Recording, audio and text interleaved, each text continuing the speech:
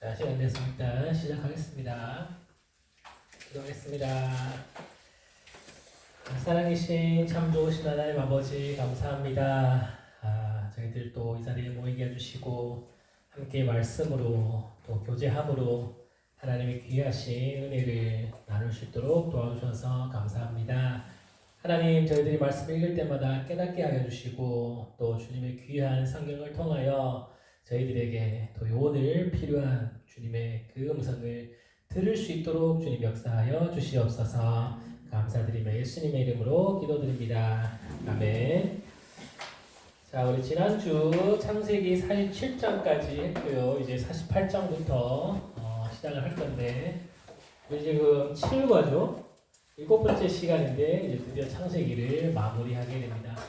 창세기가 어떤 의미였다고 제가 설명을 드렸었나요? 창세기 어떤 뜻을 했습니까? 성경 창세기 뜻이?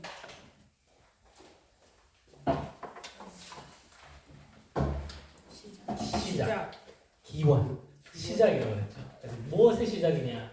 세상의 시작, 인류의 시작, 이스라엘의 시작해서 1장부터 11장까지 이 세상을 창조하신 이 모든 그 과정을 기록해 주시고 그리고 또 12장부터 이스라엘을 어떻게 또 언제 어떻게 시작되었는지 아브라함부터 해서 이제 쭉쭉 나왔고 결국 마지막 야곱에까지 기록이 되어 있는 것입니다. 그래서 48장부터 이제 보면 이제 야곱이 곧 죽음을 맞이하게 됩니다. 그래서 죽음을 맞이하기 전에 그의 아들들을 축복하고 또 그들에 대하여 여러 가지 예언을 합니다. 그 가운데 여러분 우리 교재에 보면 말씀의 숲에 보면 그 말씀의 숲 한 첫 두 줄에 말있죠. 야곱의 육적 장자권을 요셉이 영적 장자권을 유다가 계승합니다라고 이렇게 되어 있죠. 그래서 야곱을 요셉의 이제 애굽에서 모셨기 때문에 야곱에게는 두 지파가 분배가 되는 겁니다. 그래서 에브라임과 므낫세 두 지파가 이스라엘로 이제 들어가게 되고 그 두 지파 모두 다 요셉 지파 이렇게 기록이 되어지는 겁니다. 그러나 그 야곱의 영적인 장자권을 누가 계승하느냐? 유다가 계승합니다. 그래서 유다가 나중에 큰 나라로 이제 서게 되고 그 유다에서 예수 그리스도가 나오게 되는 겁니다. 특히 49장에 보면 유다에 대한 예언이 등장을 하죠. 그래서 이 예언은 구속사의 한 부분으로서 야곱이 먼 미래를 내다보고 예언을 하게 되는 겁니다. 야곱의 아들 중에서 이렇게 두 지파가 큰 분량을 비중을 차지하기 때문에 요셉과 유다가 나중에 성경에서 굉장히 크게 대립면을 쌓게 됩니다. 여러분, 우리 이스라엘이 남북으로 나뉘어지죠. 남쪽은 어느 지파가 차지하나요? 유다 지파가 차지하고, 북쪽은요? 북쪽은 10지파가 차지하는데 성경을 보면 이 10지파 중에 대표로 하나만 얘기합니다. 에브라임을 얘기하죠. 그래서 에브라임, 므낫세와 에브라임 중에 에브라임이 이제 약한 자이지만 나중된 자이지만 에브라임을 또 야곱이 장자로 이제 축복을 해주기 때문에 요셉 두 아들 가운데서 에브라임이 큰 나라를 소유하게 되고 북이스라엘에서 이 에브라임 지파를 높게 평가하고 그 에브라임 지파와 유다 지파의 대립을 성경 특히 선지서에서 말씀을 하고 있는 것입니다. 창세기가 지나고 출애굽기가 나오면서 누가 등장하냐면 모세가 등장을 합니다. 여러분, 모세의 이름의 뜻은 무엇일까요? 우리 내일 우리 아이들 성경 골든벨 하는데 퀴즈 중에 하나가 모세의 이름의 뜻이 뭐냐인데 그 이름의 뜻은 뭡니까? 물이라는 뜻입니다. 물. 그래서 물에서 건졌기 때문에 그 이름을 모세에 넣고 가시면 됩니다. 그래서 그 이름을 모세의 물에서 건졌다라고 이제 얘기를 하고 있는 거죠. 그래서 이 모세를 하나님이 부르시는 과정이 4장까지 기록이 되어 있고 또 5장, 6장 뒤에서 또 계속해서 모세를 부르시는 하나님의 그 부분이 등장합니다. 이 부분을 성경을 보면서 같이 한번 살펴보도록 하겠습니다. 자, 우리 먼저 1번 같이 보겠습니다. 야곱이 죽자 요셉의 형들은 요셉의 보복을 두려워하며 그 앞에 엎드려서 용서를 구합니다. 요셉이 형들에게 어떤 약속을 하며 형들을 위로합니까? 자, 우리 창세기 50장 같이 볼까요? 창세기 50장 우리 펼쳐두고 같이 보겠습니다.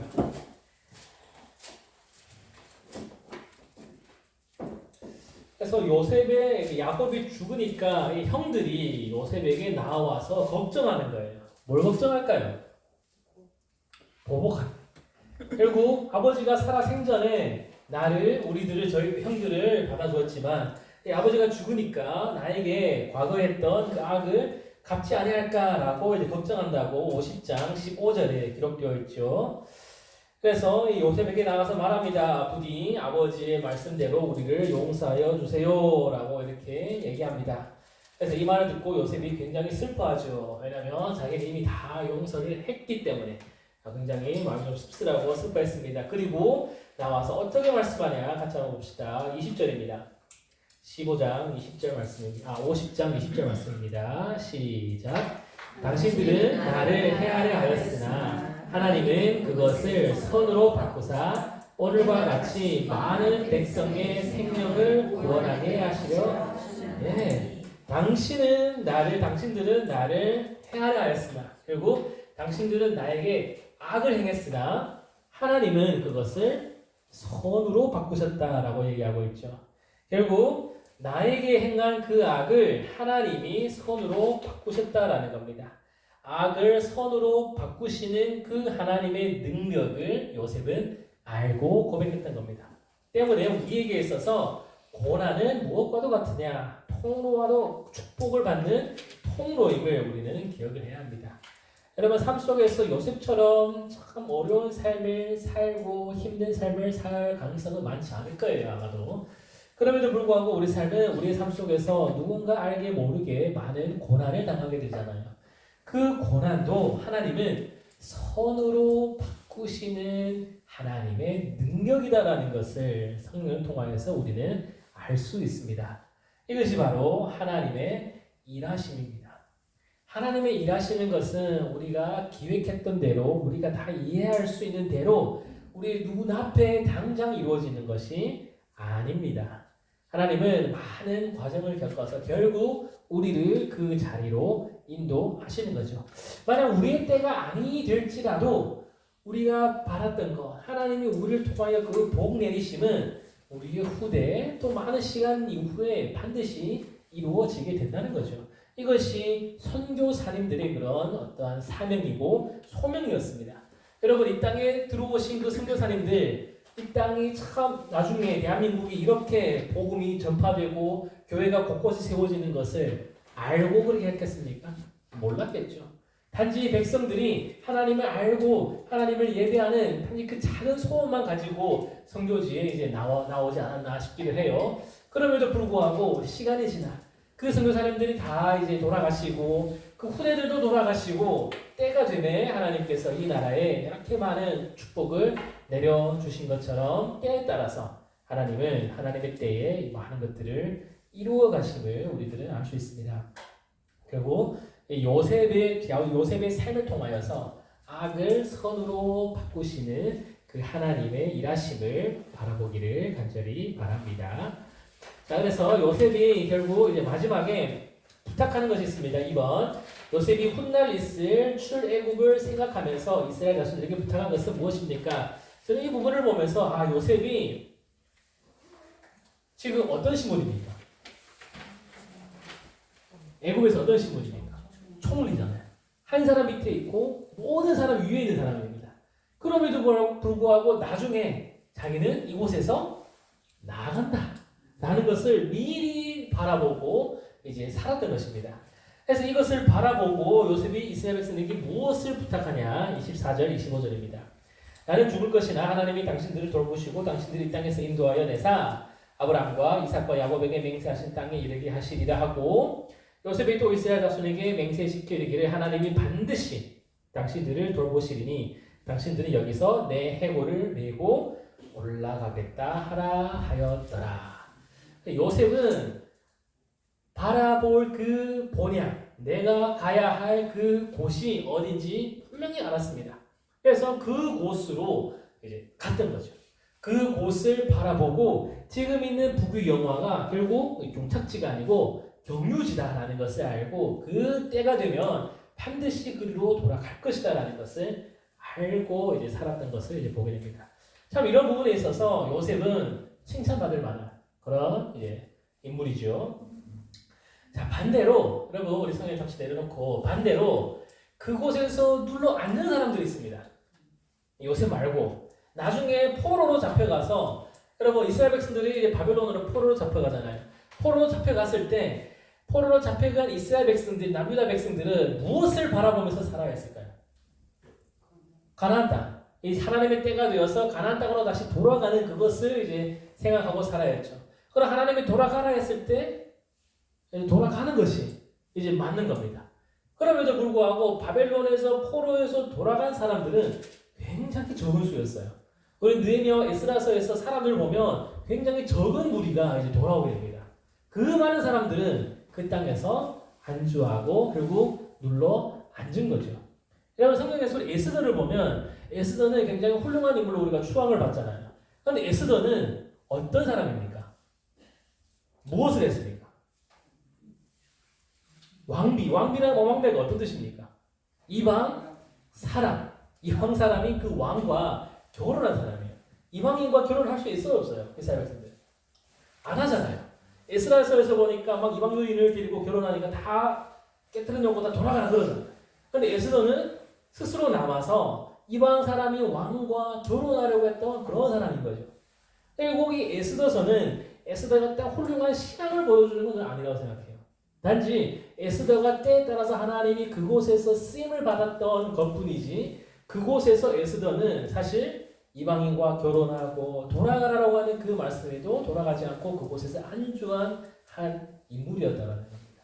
그래서 요셉은 그곳에서 이미 총리였지만 나중에 이 나라 백성들이 하나님이 약속한 아브라함과 이삭과 야곱의 하나님께서 약속한 그곳에 하나님 반드시 나갈 것이다 라는 것을 내다보고 이스라엘 백성들에게 맹세시키고 약속을 받아낸 겁니다. 그리고 때가 되니 창세기가 지나고 출애굽기에 들어서면서 때가 되어 드디어 그들이 애굽에서 나오게 됩니다. 이 나오게 되는 것은 엑소더스, 즉 출애굽기로 이제 표현이 되는 거죠.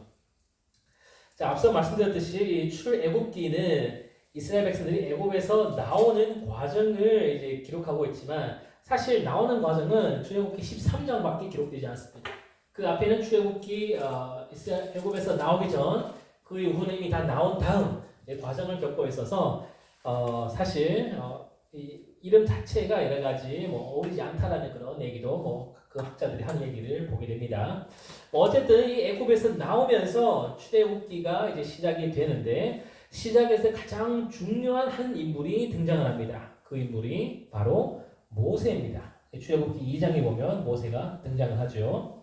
자, 모세가 태어나는데 그때 많은 이스라엘 백성들이 이제 태어나서 인구가 많이 부러져서 남자아이들은 다 죽이라라고 합니다.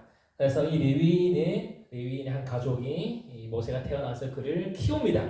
키우는데 이게 도무지 숨길 수가 없어서 그를 보내죠. 어디에 담아서 보냅니까? 갈대상자에 담아서 이제 보냅니다. 그래서 이 갈대상자가 정처 없이 흐르다가 애굽 공주의 어떤 목욕하는 곳으로 이루어서 그 공주가 이 아이를 물에서 건져내고 이 아이 이름을 모세라고 이제 부르게 되는 것입니다. 자, 우리 3번 보면 갈대상자라고 나오는데 여러분 갈대상자 제가 노아를 할 때 잠깐 얘기했지만 갈대상자 무엇을 보여주고 있습니까? 라고 합니다. 자, 갈대상자와 방주가 같은 거라고 제가 말씀드렸죠. 왜 같습니까?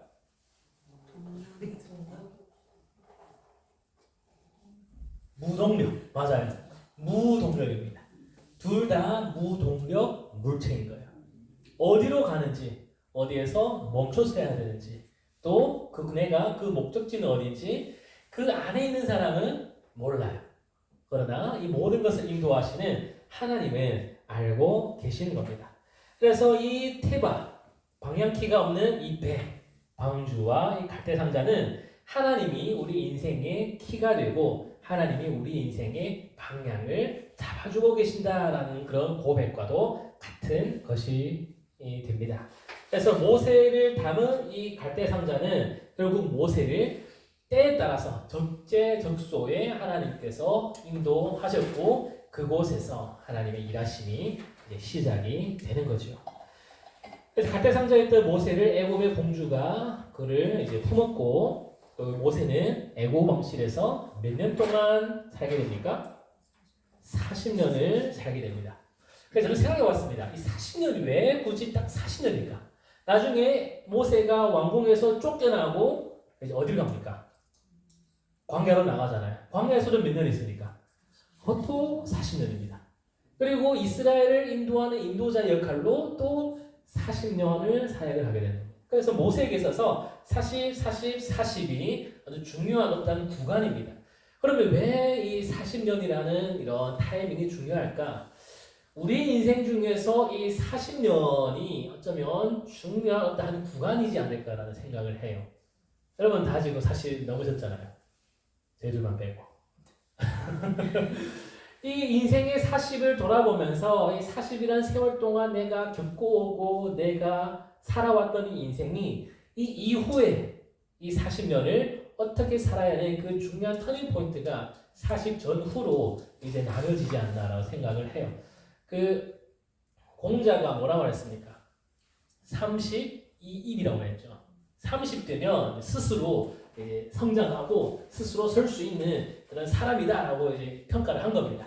성경에서 30이든 40이든 이 사람이 성인으로서 스스로 혼자 할 수 있다는 그 연령대가 아마 40이라는 그 시간으로 표현이 되어진 것 같습니다.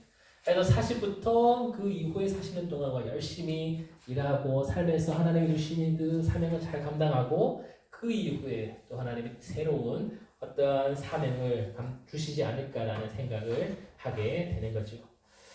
그래서 모세의 앞에 40년은 왕궁에서 많은 것들을 이제 습득합니다. 왕궁에서 무엇을 배웠을까요? 모세가 왕궁에서 무엇을 배웠을까요?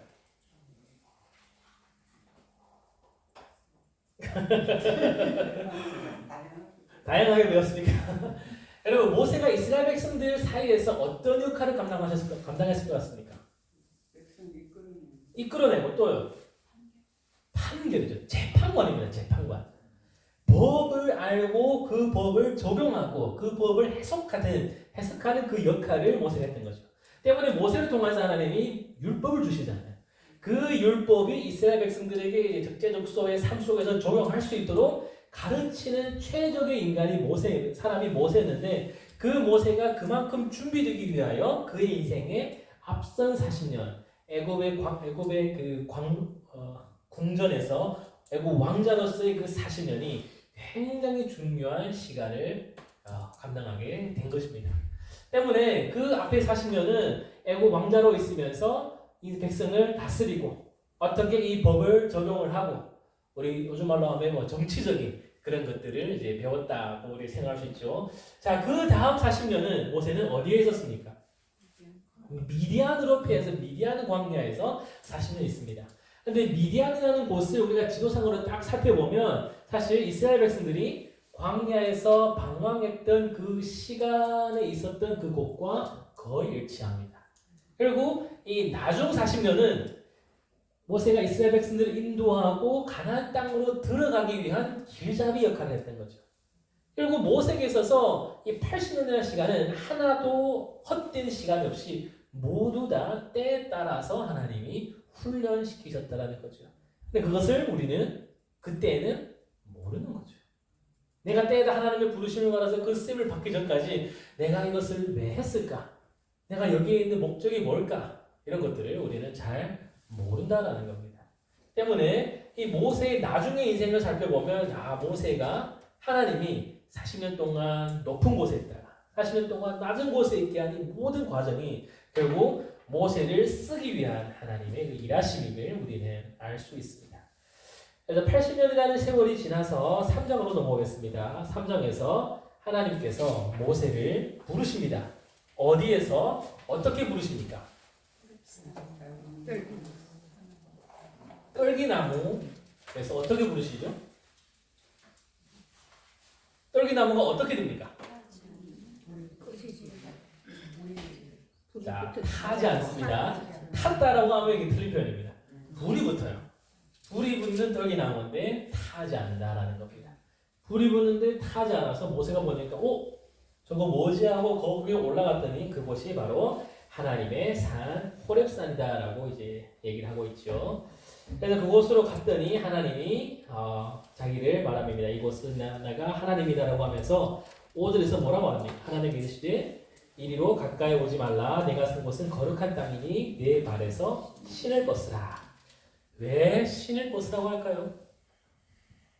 여러분 이런 거 혹시 고민해 보셨습니까? 왜 굳이 신을 벗으라 했을까?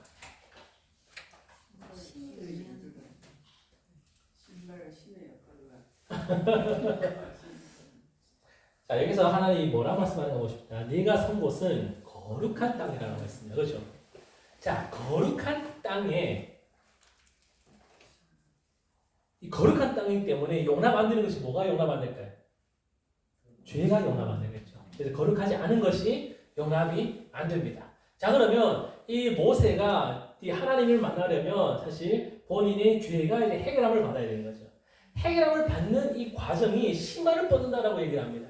그럼 왜 굳이 신발을 벗어야만이 하나님이 이 거룩함을 이 모세에게 이제 주느냐라는 것을 생각해 봤을 때 레위기 이게 11장인가 13장인가? 레위기 11장에서 하나님의 그 거룩에 대해서 한번 생각해 보면 쉽게 이해가 됩니다. 자, 레위기 11장 한번 같이 봅시다. 제가 나중에 레위기 할 때 이 부분은 제가 살펴보겠지만 먼저 이 부분을 이해하기 위해서 레위기 11장 한번 같이 보겠습니다. 자, 정한 짐승과 부정한 짐승을 이제 나누게 됩니다. 육지에 있는 정한 짐승과 부정한 짐승, 바다 안에 있는 정한 짐승과 부정한 짐승, 하늘에 나는 것들 중에 또 곤충들, 이런 것들 중에 정한 것과 부정한 것을 나누어 줍니다. 근데 이 부분에서 좀 애매한 게 얘는 정하다, 얘는 부정하다라고만 기록되어 있지 얘가 왜 정한지, 얘가 왜 부정한지를 이제 말씀해 주지 않아요. 그러면 얘가 정하고 부정한 것을 우리가 그들의 모습을 보면서 유추해 볼 수 있다는 거죠. 자, 땅 위에 다니는 짐승 중에 정한 것의 기준이 뭡니까? 두 가지가 있습니다. 하나는 되새김질하는 거죠. 되새김질하는 거. 소처럼 먹었다가 다시 뺐다가 되새김질하는 거. 자, 이거는 차치하고 또 두 번째 그 기준은 굽이 있어야 돼요. 발에 굽이가 있어야 됩니다. 그죠? 이것이 정한 짐승입니다. 발에 굽이 있다라고 하는 것은 그가 접촉하는 그 땅과 그 땅을 내가 직접 이제 접촉하지 않는 것을 말합니다. 자, 이거 한 가지 기억하고, 자, 두 번째, 물에 있는 것 중에 정한 것은 어떤 것이 정한 겁니까? 그렇죠. 비늘이 있는 것은 모두 다 정한 거예요. 근데 비늘이 없는 것은 부정한 겁니다. 자, 물고기는 어디에 삽니까? 물 안에 사잖아요. 그래서 그들이 비늘이 있어서 그들이 사는 그 물과의 직접적인 접촉보다도 이 비늘이 한층 막아주고 있는 것 정한 겁니다. 두 번째, 새를 봅시다. 새 중에 이거 딱히 뭐 잘 모르겠지만 어떤 것들은 부정하다, 가증하다라고 하면서 뭐 독수리, 솔개, 뭐 까마귀 이런 것들 얘기하죠. 이것들이 부정한 것들, 이것들 모두 다 시체에 내려앉는 시들입니다. 시체에 가까이 하는 새들. 그 외의 새들은 시체에 가까이 않죠. 자, 두 번째, 그리고 곤충들 봅시다. 곤충들은 정한 것들은 어떤 것들이냐? 뛰는 것. 21절. 모든 곤충 중에 그 발에 뛰는 다리가 있어서 땅에서 뛰는 것은 너희가 먹을 것이다. 펄쩍펄쩍 뛰는 것들, 그런 것들을 먹어도 된다. 정한 거라고 합니다. 그리고 뱀, 이 땅에서 기어다니는 이 뱀은 모두 다 이제 부정하다라고 하죠. 자, 그러면 정한 것과 부정한 것의 차이점 혹시 여러분 캐치하셨습니까? 그들이 살고 있는 그 환경에서 내가 뭔가가 이제 떨어진다라고 할 때 정한 짐승이에요. 땅에서 살면 굽이 있어서 그 땅과 직접적인 접촉을 하지 않는 짐승은 정한 짐승. 물고기 물에서 살면서 비늘이 있어서 그들이 사는 그 물이라는 큰 환경과 직접적으로 접촉하지 않는 짐승은 정한 물고기. 시체에 내려앉지 않고 그냥 날아다니는 새들은 정한 새. 즉 먹어도 되는 새.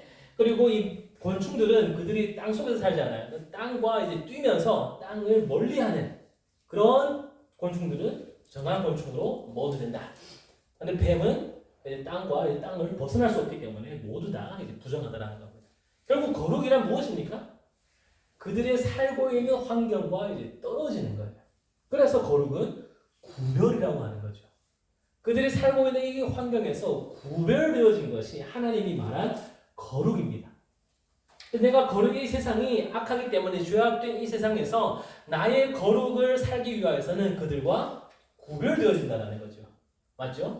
그럼 다시 앞으로 넘어와서 우리 모세를 보겠습니다. 모세가 하나님 앞에 나아갔더니 하나님이 그곳은 지금 어떤 땅이라고 그럽니까? 거룩한 땅이라고 그러죠. 그럼 거룩한 땅에서 내가 거룩을 입기 위하여서는 이 신발을 신어서 이제 구별되어지는 것이 아니고 살짝 달라붙어야겠죠. 그래서 신발을 벗으라는 거예요. 신발을 벗어서 하나님의 거룩이 나에게 덧입혀져서 내가 거룩하여진다는 겁니다. 이것이 이사야서에도 등장을 하죠. 이사야가 내 입이 부정합니다라고 했더니 천사가 와서 이제 입이 탁 대잖아요. 네가 이것을 댔으니 이 거룩이 너에게 임했다. 그래서 너는 거룩하여졌다라고 이제 얘기를 하고 있는 겁니다. 그래서 신발을 벗는 행위는 우리가 하나님의 거룩이 나의 거룩으로 이제 임하여지는 것을 뜻하고 있습니다. 그리고 하나님은 그 거룩한 곳에서 너가 거룩하여질 때 나와 대면해서 만날 수 있다라는 것을 이제 말씀해주고 있다라는 거죠. 그래서 하나님의 그 거룩을 덧입기 위하여서 우리는 이 세상을 걸어다니는 신발을 벗어야 된다는 겁니다. 하나님과 가까워서 하나님과 이제 붙어 있을 때 우리는 하나님의 거룩이 나의 거룩으로 이제 임할 수 있게 된다는 겁니다. 그래서 이 떨기나무에서 하나님이 모세를 부르시고 하나님에게 자기 자신을 소개합니다. 이 4번입니다. 어떻게 자기 자신을 표현하고 있습니까? 어떻게 표현하고 있습니까?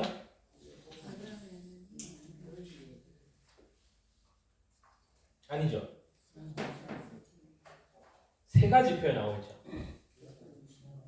3장 6절에 보면 아브라함의 하나님, 이삭의 하나님, 야곱의 하나님. 자, 하나님께서 자기 자신을 아브라함의 하나님, 이삭의 하나님, 야곱의 하나님이라고 하신 이 표현은 아브라함과 이삭과 야곱에게 내가 계시했고 그들과 맺은 언약의 하나님이다라는 것을 강조하는 표현인 겁니다. 결국 하나님은 아브라함과 이삭과 야곱이라는 것을 강조하신 것은 그들에게 맺은 언약을 강조하고 있는 겁니다. 아브라함에게 맺은 언약이 뭡니까? 내가 그 땅을 너에게 줄 것이다. 그리고 네 자손은 하늘의 별처럼 많아질 것이다. 네가 보고 있는 모든 땅은 너의 백성에게 내가 후손에게 줄 것이다. 언약을 체결했잖아요. 그 언약의 하나님이 바로 지금 모세 앞에 서 있는 나다라는 것을 표현해주고 있는 겁니다. 그래서 하나님은 과거 이스라엘의 조상과 맺으신 언약대로 이스라엘을 구원하셔서 그들을 다시 가나안 땅으로 데리고 갈 거다라는 것을 크게 암시하고 있는 겁니다. 그래서 너희의 조상의 하나님이니 나를 믿고 너희 조상과 체결했던 그 약속대로 반드시 임하여 줄 것이다 라는 그런 뜻이 포함되어 있는 겁니다.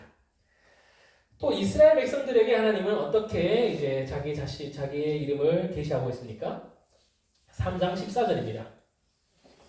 하나님이 모세에게 이르실 때 나는 스스로 있는 자니이다. 또 이르실 때 너는 이스라엘 자손이 이같이 이르기를 스스로 있는 자가 나를 너희에게 보내셨다 하라.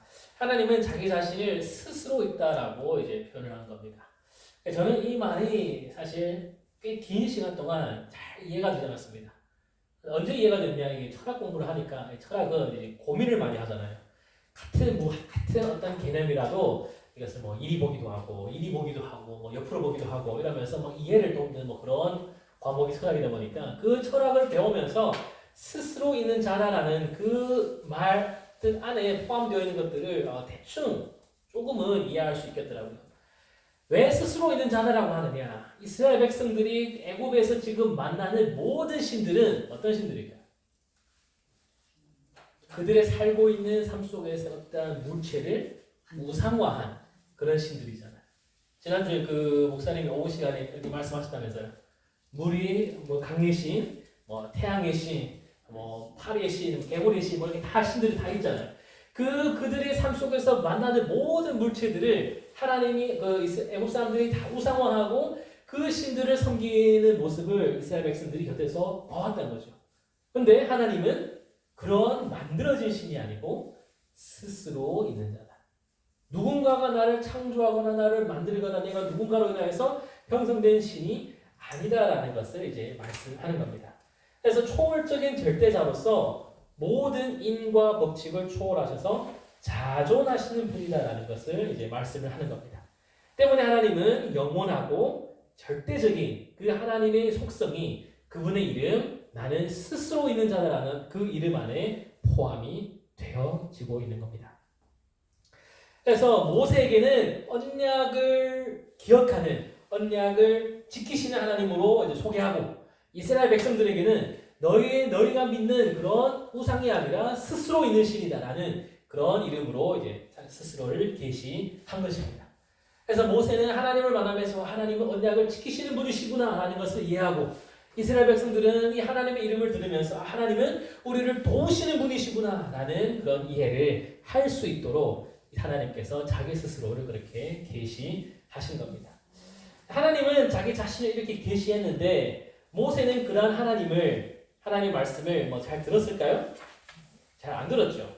하나님이 3장에서 이제 너를 애굽 사람에게 애굽에 있는 너 백성에게 내가 보내겠다 하고 계속 얘기를 합니다. 그랬더니 모세가 몇 번 거절합니까? 몇 번 거절합니까? 잘 모르시겠죠? 5번 거절합니다. 자, 그 거절한 걸 제가 말씀하면 읽어보면서 같이 찾아봅시다. 3장 11절. 3장 11절. 모세가 하나님께 아뢰되 내가 누구에게 바로에게 가며 이스라엘 자손 애굽에서 인도하여 내리까 나는 능력이 없다라는 겁니다. 내가 뭔데 여기로 가겠습니까? 나는 아무것도 할 수 없는데 내가 뭔데 가겠습니까? 11절. 자, 그래서 13절 또 모세가 하나님께 뭐랍니다. 내가 이스라엘 자손이 가서 이르기를 너희 조상의 하나님 나를 너에게 보내셨다 하면 그들이 내게 묻기를 그의 이름이 무엇이냐 하리니 내가 무엇이라고 그들에게 말합니까? 나는 할 말이 없어요. 하나님이 나에게 그들에게 가면 나는 할 말이 없습니다 라고 했을 때 하나님이 모세에게 이제 대답을 전해주는 거죠. 자, 그리고 우리 넘어가서 4장 1절 보겠습니다. 4장 1절. 모세가 대답하여 이르되 그러나 그들이 나를 믿지 아니하며 내 말을 듣지 아니하고 이르기를 여호와께서 내게 나타나지 아니하셨다 하리라. 내 말에 권위가 없습니다 라는 겁니다. 내 말을 지킬 수가 없습니다. 내 말에 어떠한 능력이 없습니다. 권위가 없습니다 라는 그런 의미가 되겠죠. 자, 그리고 4장 10절 모세가 여호와께 아뢰되 오 주여 나는 본래 말을 잘하지 못하는 자니이다. 나는 말이 둔합니다 라는 것으로 핑계를 삼습니다.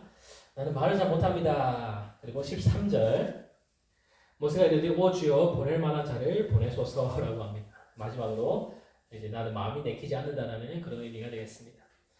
결국 나이 80에 자기 스스로 도저히 감당할 수 없다고 생각한 모세는 하나님의 그 부르심에 5번이나 거역을 하고 있는 것을 보게 됩니다.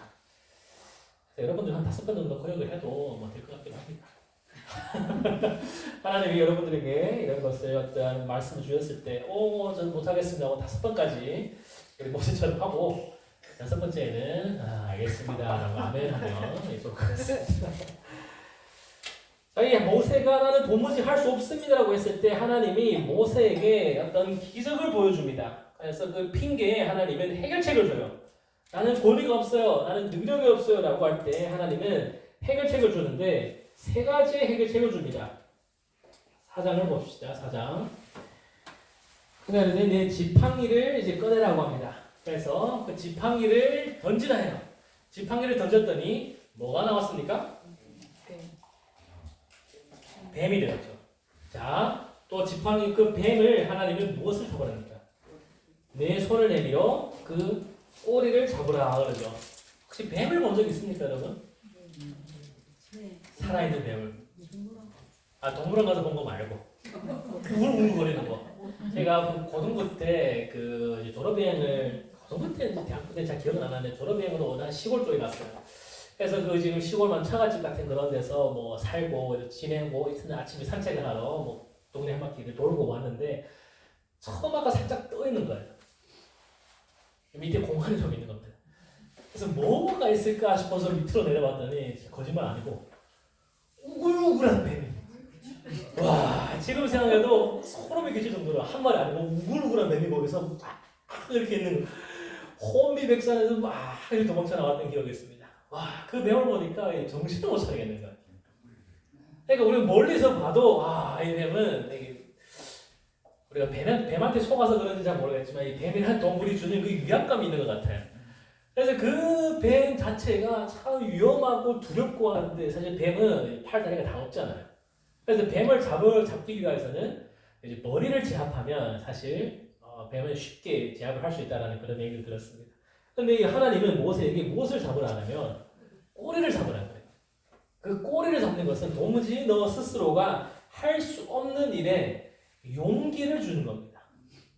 이 일 자체는 무모한 도전이다. 무모한 도전이지만 네가 그 꼬리를 잡았을 때 어찌 변하는지 한번 보라라는 거죠. 그래서 모세가 그 꼬리를 잡았더니 다시 뱀이 지팡이로 벗겨지는 것을 보면서 하나님이 너더러 하라는 이 모세더러 하라는 그 일은 무모한 것 같지만 뱀이 꼬리를 잡았더니 지팡이가 된 것처럼 놀라운 변화와 큰 은혜가 함께할 것이다라는 것을 모세에게 주는 겁니다. 결국 모세에게 용기를 주는 그런 기적인 거죠. 그래서 이런 기적을 통해서도 모세가 이제 잘 용기를 덜 받은 것 같습니다. 두 번째로 뭘 하냐면 손을 이제 품에 넣으라고 합니다. 이 품에 넣었더니 그 손이 나병이 생겨 눈같이 되었다라고 합니다. 나병이 생겨서 그 눈이 썩었다는 얘기죠. 그런 어떤 증상이 나타나서 눈처럼 되고 눈처럼 된 눈병이 된 그 손을 보고 혼비백산한 이 모세를 하나님은 다시 그 손을 깨끗하게 해 주시는 이런 기적을 통하여 하나님의 초자연적인 능력을 이제 보여주는 겁니다. 그래서 나는 이렇게 능력 있는 자다. 네가 도저히 할 수 없을 것 같은 이 일도 내가 이루어 줄 것이다. 라는 것을 이제 보여줍니다. 그리고 세 번째로 또 어떤 표적을 줍니까? 여호와께서 6절, 8절 이르시되 그들이 너를 믿지 아니하면 처음 표적의 표징을 받지 아니하여도 나중 표징의 표징을 믿을 것이다. 그들이 이 두 이적을 믿지 아니하면 세 번째 9절 나일강 물을 조금 떠다가 땅에 부으라. 내가 또 나일강 물이 땅에서 피가 되리라. 나일강은 애굽 사람들뿐만 아니라 애굽에 살고 있는 이스라엘 백성들에게도 그것은 생명의 힘의 원천과 같은 생명의 물과 같은 그런 존재가 피의 물처럼 냄새나고 도무지 쓸모없는 것으로서 애굽에 있는 모든 것들은 두려워할 것이 없다라는 것을 이제 하나님이 보여주시는 겁니다. 결국 이러한 것들대로 하나님이 10가지 재앙을 애굽에 이제 내려주시고 하나님의 전능하심과 그 일하심을 보여주신 겁니다. 그럼 마지막으로 나는 말에 능하지 못합니다라고 했더니 이제 하나님이 어떤 해결책을 줍니까? 네, 형 아론. 형 아론을 이제 예비해 주시죠. 그래서 형 아론이 이제 말합니다. 결국 우리가 성경 상상해 보면 모세가 바로에게 나아갔을 때 어떤 일이 났을까요? 어떻게 했을까요? 말하는 사람은 누구일까요? 아론인 거죠. 그리고 모세는 그 옆에서 끄덕대면서 하나님이 이렇게 얘기를 한 겁니다. 결국 이 아론의 이런 스피커의 역할, 또 모세가 하나님을 믿는 그 믿음의 역할, 이 역할이 협동하여서 이스라엘 백성을 애굽에서 구원해 내는 큰 기적을 이루어 가신 겁니다. 결국 보면 아론이 모세 옆에서 항상 붙어 다니면서 그 말을 하고 말씀을 전하는 이 역할을 통하여서 결국 아론도 굉장히 높은 그런 위치에까지 보여지는 위치에까지 올라가게 된 것이죠. 그리고 하나님은 아론을 첫 제사장으로 이제 임명하시고 아론의 후손들이 대제사장으로 섬기게 된 것입니다. 그래서 모세와 아론이 바로에게 가서 그러면 우리 백성을 내려놓으세요라고 했더니 바로가 아닙니다. 우리 6번 봅시다. 모세와 아론이 바로에 가서 전달한 하나님의 요구는 무엇입니까? 어떤 요구를 전달했습니까? 내 백성을 보내라. 어디에? 광야에서 절기를 절기를 지킬 것이라. 그래서 내 백성을 3일 길만 이제 갈 수 있도록 이제 보내라 했더니 바로가 이제 뭐라 말합니까? 나는 하나님이 누군지 모른다. 나는 하나님 누군지 몰라서 나는 너희 말을 듣지 않을 것이다. 그러면서 그 이스라엘 백성들에게 히브리인들에게 더 심한 고역을 이제 주는 겁니다. 그래서 5절입니다. 바로 5장 5절. 바로가 또 이르되 이제 이 땅의 백성이 많아졌거늘 너희가 그들로 노역을 쉬게 하는다 하고 말하죠. 이제 더 벽돌에 쓸 집도 주지 말고 그런다. 그 벽돌을 전과 같이 이제 하게 하라. 굉장히 훌륭한 그런 술수인 거죠. 권모술수라고 그러죠. 굉장히 훌륭한 그런 정치적인 어떤 결단인 것 같습니다. 그래서 이래서 이 모세가 하나님의 일을 감당할 때 그 지위와 그 말 자체가 이제 능력이 없어지는 그런 것들을 보고 또 백성들에게 원망을 들을 수 있는 어떤 그런 조치를 하게 된 겁니다. 그래서 백성들이 나오면서 모세를 보고 뭐라 그럽니까? 너무 많은 일을 했더니 이스라엘 백성들이 말합니다. 왜 우리에게 이렇게 어려운 일을 시킵니까? 그랬더니 모세가 일일이 해서 하나님께 제사를 드리러 너희들을 놓아달라 그랬다. 그러니까 이스라엘 백성들이 막 모세를 이제 눈총을 쏘아보면서 말하죠. 당신 때문에 우리가 지금 어려운 일을 당하고 있다라고 이제 얘기를 하고 있는 겁니다. 결국 모세와 이스라엘 백성들 서로 이간질하는 그런 일들이 일어나게 되는 겁니다. 그 험난한 가운데서 모세 혼자 형 아론과 함께 바로 앞에서 이 많은 기적을 통하여서 이스라엘 백성을 애굽에서 인도해내는 기적들이 이제 7장부터 쭉 등장을 하게 됩니다. 자, 이것이 우리 오늘 나눌 6장까지의 내용이 되겠습니다. 6장 후반부에 보게 되면 모세와 아론의 조상이 이제 등장을 합니다. 그래서 모세는 누구의 그 족보입니까? 레위 족보죠. 레위가 족장이고 그 레위에 낳은 두 이제 자녀들 가운데서 모세와 아론이 이제 등장을 하게 되는 겁니다. 그래서 모세는 레위 자손, 아론도 레위 자손인 것입니다. 자, 우리 말씀과 삶을 같이 보겠습니다. 이스라엘 백성들이 참 애굽에서 고난을 당할 때 너무 힘들고 외롭고 괴롭고 그럴 때 하나님을 원망했을 수도 있고 이 어려운 일들이 언제 끝날지 모르는 상황 속에서 하나님의 구원하심을 항상 구했을 것입니다. 그래서 그들이 하나님이 어디 계십니까? 라고 할지라도 하나님은 그의 백성들과 세운 언약을 항상 기억하시고 그때에 따라서 그들을 도우시고 또 적합할 때에 이끌어낼 지도자도 하나님이 세우셨다는 겁니다. 그래서 우리 눈에는 보이지 않지만 보이지 않는 곳에서 일하고 계시는 그 하나님을 생각할 때 우리는 지금의 어려움을 어떻게 이겨낼 수 있겠습니까? 라는 이런 질문을 드려봅니다.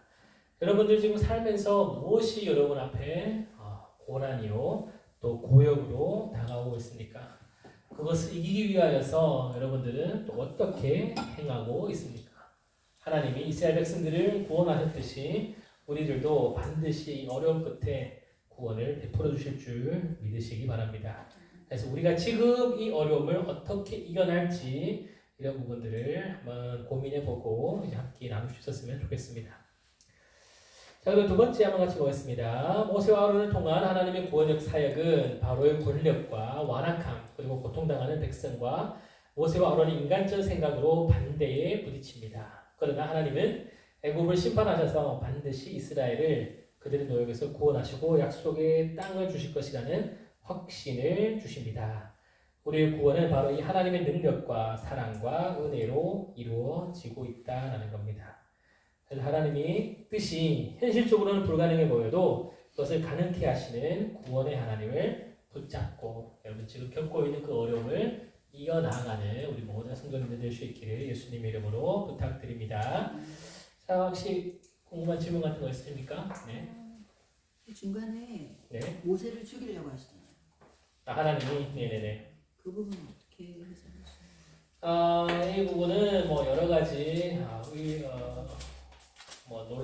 논란이 해석하기 어려운 부분들이 있습니다. 같이 한번 보겠습니다. 4장이죠.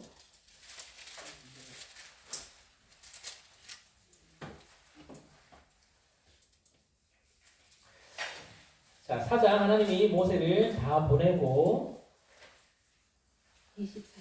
네, 24절. 자, 24절부터 봅시다. 그 전까지 내용들을 한번 같이 우리가 정리해 보면 하나님과 모세가 이제 실랑이를 하죠. 너 가라. 저 못 갑니다. 내가 이렇게 할 테니 너 가라. 저 안 갑니다. 누구 다른 사람을 보내서 이렇게 뭐 실랑이를 하다가 결국 이제 모세가 이제 가게 되는 겁니다. 이제 모세가 이제 가게 되는데 모세가 그의 아내와 아들들을 나귀에 태우고 애굽으로 돌아가는데 모세가 하나님의 지팡이를 손에 잡고 이제 갑니다. 이제 가면서 가는 이 과정이 모세가 무엇을 청산하고 가야 합니까? 이제는 그들의 삶 속에 이 모든 과거의 삶을 다 청산하고 이제 가야 하는 이런 과정인 것으로 이제 해석이 됩니다. 그래서 모세가 광야의 삶을 이제 청산하고 18절에 장인 이들에게 돌아가서 내가 가겠습니다라고 말하면서 미디안에 있던 모든 광야의 삶을 청산하고 그의 아내와 아들들과 함께 이제 애굽으로 이스라엘 백성들에게 돌아가고 있죠. 돌아가는데 그 모세는 할례를 아마 받았을 것이에요. 왜냐하면 그 부모님들이 그걸 숨겼기 때문에. 그래서 부모님들과 함께 했기 때문에 할례를 아마 받았을 것으로 예상이 됩니다.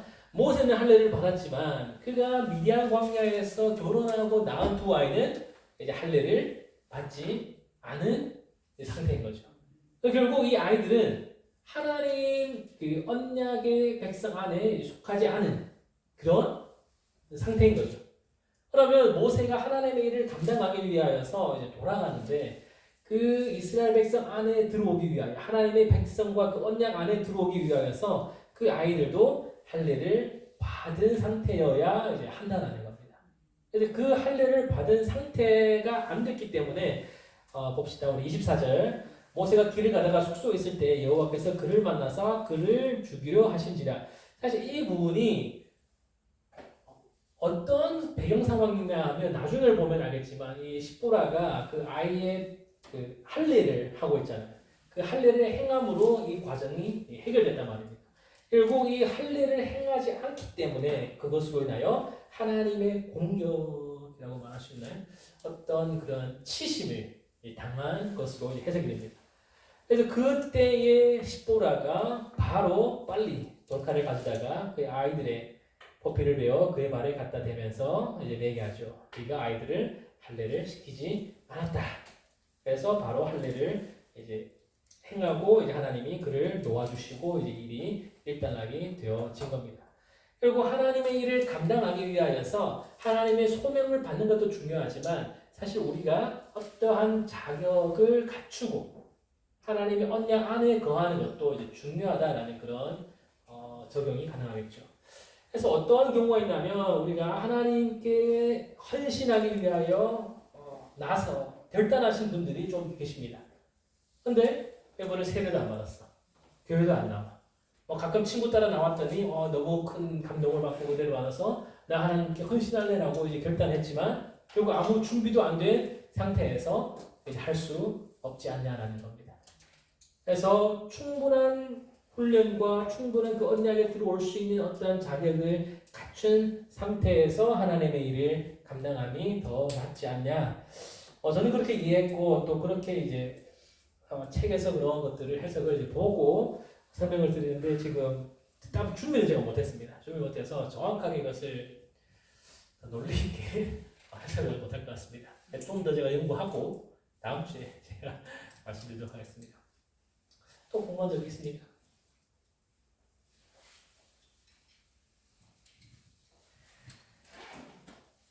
예, 그러면 제가 기도하고 마치고 우리 또 모이면서 같이 하시면서 잠깐 몇 시간 좀 갈게요. 기도하겠습니다. 하나님 아버지, 오늘 우리가 창세기를 마무리하고 출애굽기 6장까지 하나님이 모세를 부르시고 또 그 부르심대로 애굽 왕 앞에 나아간 그 모세의 모습을 함께 살펴봅니다. 하나님, 저희가 그 모든 어려움이 하나님께서 우리를 더 성숙한 그리스도인으로 주님이 예비하신 하나님의 일임을 저희가 보게 됩니다. 하나님 저희들을 도우시는 그 섭리를 믿음으로 바라보게 하시고 모세처럼 때에 따라 하나님의 부르심이 있을 때에 아멘으로 순종하며 나아가는 저희들 될 수 있도록 주님 역사하여 주시옵소서. 지금 이 순간 저희가 받는 이 모든 고난이 결국 하나님이 쓰시고자 하는 큰 그릇이 되기 위한 준비 과정임을 저희가 믿으면서 이 모든 고난을 주님과 함께 넉넉하게 승리해가는 저희들이 될 수 있도록 하나님 역사하여 주시옵소서. 오늘도 저희와 저희들의 말씀과 함께 해주신 그 주님을 찬양하며 우리 이후에 있는 모든 모임 시간도 하나님께서 인도해 주시기를 간절히 원하면서 예수님의 이름으로 기도드립니다. 아멘. 네, 감사합니다. 오늘 우리